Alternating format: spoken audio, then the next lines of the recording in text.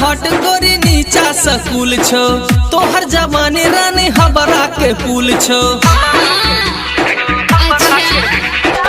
ऊपर से हट गोरी नीचा स्कूल छो तोहर जवानी रानी हबरा के पुल छो। ले छे सब हक गे गोरी परान गे जान फेर लवली लगा के ले छे सब हक गे गोरी परान गे जान फेर लवली लगा के।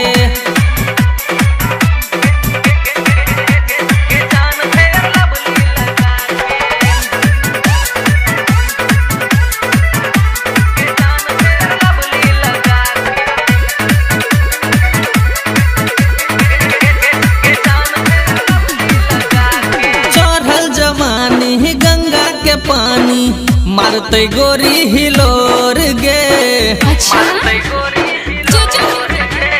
तोरे छो चर्चा बैठ गेलो परचा नामक तोरे है सोर गे।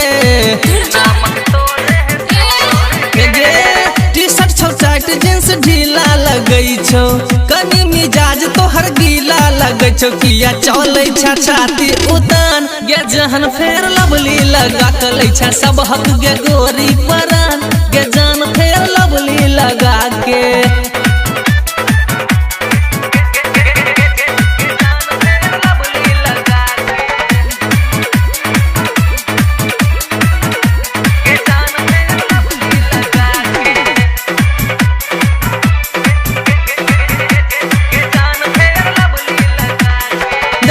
दीवाना भेलो जमाना गोरिया तो हर चाल गे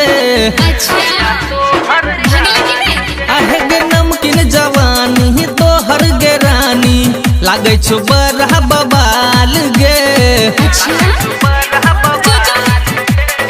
छोरा जुवन काने बुरबो छौ पाछा कहे छो जान कियो कहो बतासा तू बनहीन एहन नदान गे गोरी फेर लवली लगा के ले छे सब हक गे गोरी परान गे जान फेर लवली लगा के।